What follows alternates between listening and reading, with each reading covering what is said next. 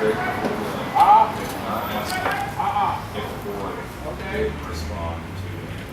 everyone, this is Pavlina from Pavlina Tallahassee FL. I'm on location in Tallahassee at the engineering singer/songwriter Graham Colton. Hello. Hello. Thanks for having me. Thank you for being here. So how are you? I'm good, thanks. How are you? Okay, good. So growing up in Oklahoma as a kid, what was it like for you, and how did that affect your music as you got older? I always say that my music is about high school and my childhood. I had a really great experience just growing up in the middle of the country. You know, it's not necessarily the South, it's not necessarily the Midwest, it's not West, it's not East. I'm right in the middle. So I feel like my music, even though certain songs may sound a little bit that way or a little bit this way, I don't know, I feel like it's very middle of the country. So maybe people hear that in there. Okay, cool. So as a kid, kids have all kinds of obstacles they have to deal with. What obstacle did you have to deal with growing up, and how did you deal with it? I think, honestly, like I like to write about really simple things, and I like to keep it very honest. I like to keep it, I am a huge believer that one of the hardest things to do is to fit everything in you want to say in 3.5 minutes. And I try to do that with every song.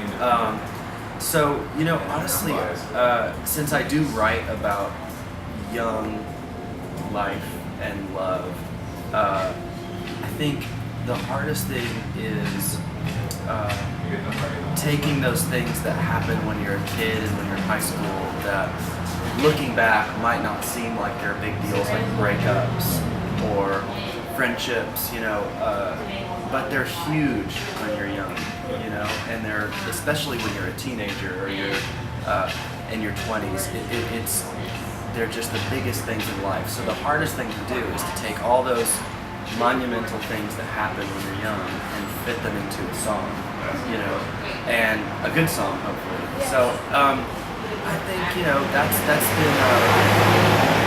I think that's been the most challenging, but also the most rewarding when you feel like you really get it right. That's part of it. I think that's what makes it. Yeah. Thank you. So doing football and playing music gigs at night, how did you get into writing songs, and what had you wanting to do a music career? Well, it's interesting that you bring up football because it's not a normal thing that musicians, sports and music, it doesn't necessarily go together a whole lot. But I did, growing up in Oklahoma, I really had a great high school experience. I played sports, I played football, and I played baseball, and I loved it. It was kind of like the ultimate, high school experience. And I had a lot of fun playing on teams with my friends and traveling, Oklahoma and playing against small towns. It really was a great, just kind of I always say it's kind of like my own Friday Night Lights experience, And that was a really magical time in my life. And but I never really got a chance to pursue music, which is always my first love. So I would write songs in my bedroom, but I really never had the opportunity to play them for anybody until later on. I started just kind of playing. I actually would play at a Mexican food restaurant on the weekends when I could. So I would play sports on Friday night, and Saturday, if I didn't have a game or something, I would get all my friends together and play music. So would you do by yourself, or would... Yeah, it started out acoustic. Everything started with just me and a guitar and some of the songs that I wrote. And of course, when you're first starting out, you have to play other people's songs, because you got to play for 3 hours. And so I played for as long as I could, and tried to, tried to debut a couple songs that I wrote in between all the other ones, which is sometimes tough, but it was a couple of those songs I'm still playing today. It's a good mix though, having covers and throwing a couple of... Yeah, and I think that's the way you learn. It's certainly the way that I learn, is you learn other people's music first, what you like, and then you learn how to play those songs, and it kind of morphs into something where you're just like, oh, you know, I can kind of how that song, you know, these chords were like this or the lyrics were like this. I can write a song kind of like that, and that's how you sort of develop. Yeah. Okay, good. So, best friends are really important to like talk stuff over with like good and bad stuff.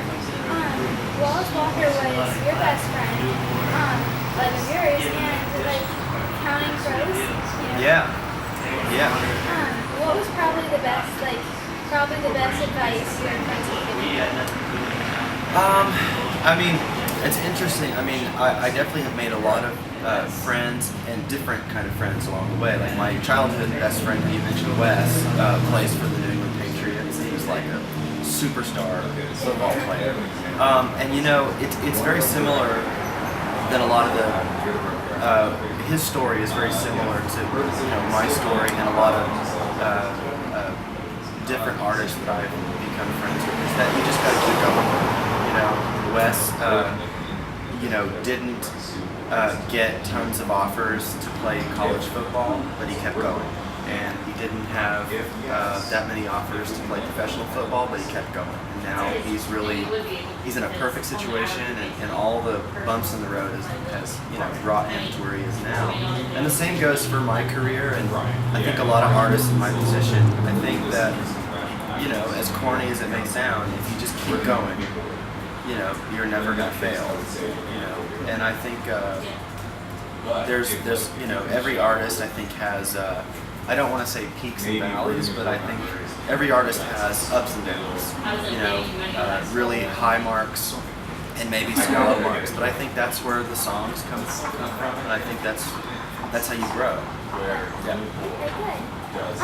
So you've toured with a lot of really cool singers and bands. Anyone that was really great to be with and really you were there's a lot. I mean, I've really been fortunate because I've been able to tour with a lot of different types of bands, that you might not think would go together. But I've just been really lucky. John Mayer was really great. Maroon 5 was awesome. Counting Crows were one of the first bands to take me out on tour. Kelly Clarkson, that was a big one. She was beyond sweet to us, and I think you take a little bit away from every artist that you work with, and you just sort of learn all you can, and that experience definitely pushes you in another direction. So I think every artist that I've been able to tour with and play with and write songs with, it kind of shapes your own sound. Definitely, I've learned from all of them. It's kind of like the same thing when I do interviews and everything. Like, I'll be like, what's your favorite interview? So it's just like... Yeah, and it's hard to say what the best one or the favorite one is because they're all different and they're all unique. And you learn a little bit from each one. So starting out a band, and now for a couple of years going solo, how is that different? And do you know good or bad? I think it's just I think it's just an example of how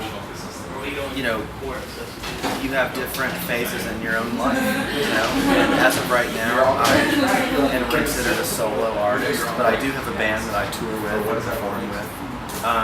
But I've really enjoyed kind of taking everything down to kind of the bare roots, and that's just me and a guitar and playing the songs that I wrote just the way I wrote them. Just microphone, my guitar, and I get to play my songs. There's definitely a really cool part about being able to do that. And I think there's nothing like playing in front of thousands of people with the band. It's rock and roll and it's great. But I like to do kind of both. So both are really good. I think I like to do that too. Yeah, for sure. Yeah. Okay, good. So your new album, Silly Cove's Eyes, you mentioned it was different, like finding yourself. Do you find yourself and staying true to yourself? Yeah, that's honestly staying true to myself, and I guess rediscovering myself is the hardest thing to do.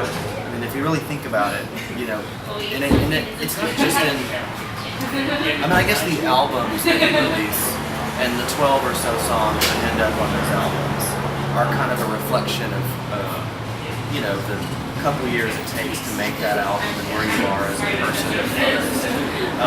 Yeah, but that's what you strive for every time, is to rediscover yourself and reinvent yourself at the same time.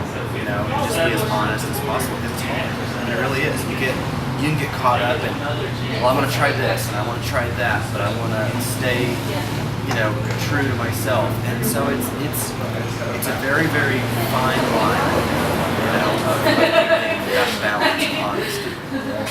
Okay, good. Well, do you have any plans and gigs in the future? Yes, lots of plans, lots of gigs.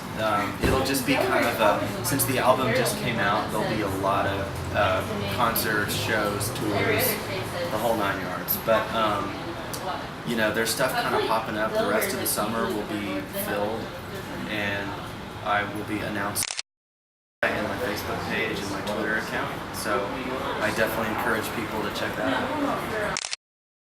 Thank you. This was wonderful. Well done.